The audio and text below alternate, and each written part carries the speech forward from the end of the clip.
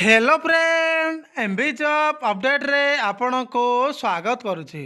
देखंतु आगु को आसीबा को जाउछि panchayat Raj and drinking water department रे एक बिग वैकेंसी जहार पदवीर नाम है जीपीईओ बा Gram Panchayat extension officer.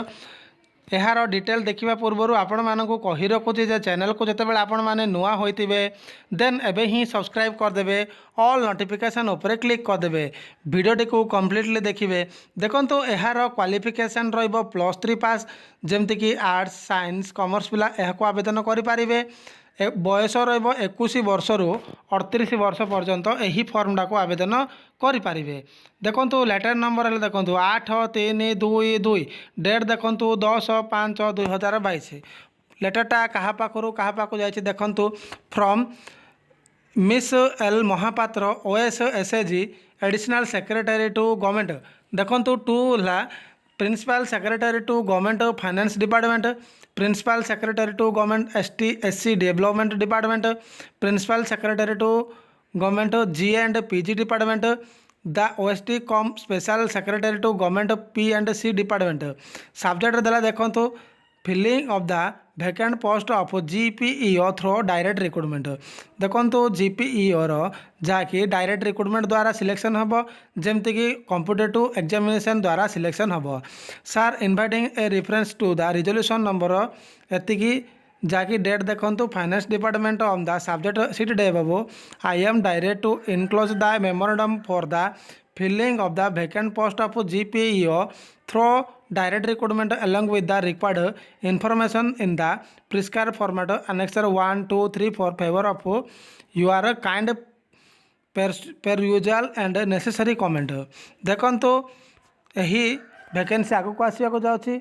It is therefore request to kindly furnish your comment with an a period of 2 week time to this department for further needful action in this matter. देखो 2 सप्ताह मध्य यही फर्मटार जहाँ जीपीईओ एक्शन नापी जहाँकि एक्शन निया हो सारी जहाँकि 2 सप्ताह मध्य वैकेंटर डिटेल देवाक कहते से देखो मेन इंपोर्टेंट टॉपिक यहाँ memorandum out of the total sanction strength of 314 post of GPEO बा Gram Panchayat extension officer 50% post of बा 50% 314 50% पोस्ट जमतीक 157 will be filled by the way of direct recruitment as per the provisional content in the Odisha Gram Panchayat Extension Officer and Progress Assistant Method Recruitment and Condition Service Rule।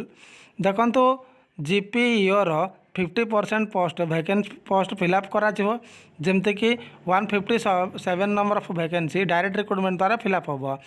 2002 read with the Odisha Gram Panchayat extension officer and progress assistant method recruitment of condition service rules amendment rule 2010 at present 87 vacant post of GPEO in block level under Panchayat Raj and drinking water department are required to be filled by the way of direct recruitment.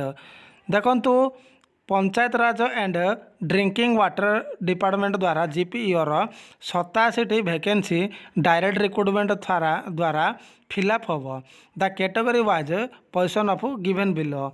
देखो ये category wise केते खाली अच्छी देखो 87 number vacancy जो थे SC अच्छी 14 ST अच्छी 20 SC BC अच्छी 9 UR 44 जार टोटाल वैकेंसी देखिले 27 वैकेंसी जहाँकि जीपीईओ द्वारा यह फिलअप करा एतिकी इनफॉरमेशन थिला आपण मानकु जनइली।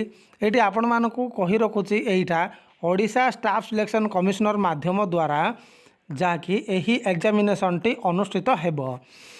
एतिकी इनफॉरमेशन थिला आपण मानकु जनइली। वीडियोटी भल लगी जिते बेले सांग साथी मानक शेयर करदे लाइक करदे सब्सक्राइब करने सहित बेल आइकन को दबाको जमती भूलें जहाँफल एमतीका ऑल SSC बैंक रेलवे समस्त government job updater information T आपण मैंने पाई पारिबे। जय हिंद जय भारत।